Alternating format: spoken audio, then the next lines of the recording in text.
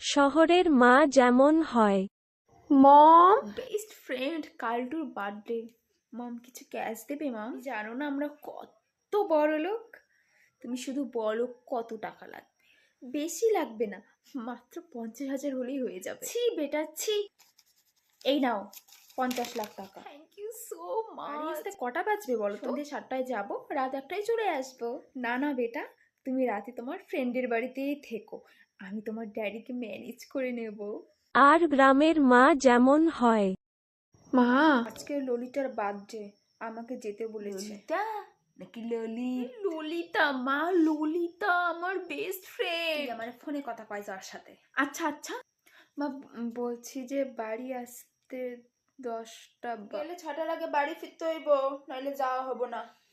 ঠিক আছে ঠিক আছে। তোমার কাছে কি 10 টাকা হবে? নাই আমার কাছে। দূর, মরার জীবন দিবি না কইলেই হয়।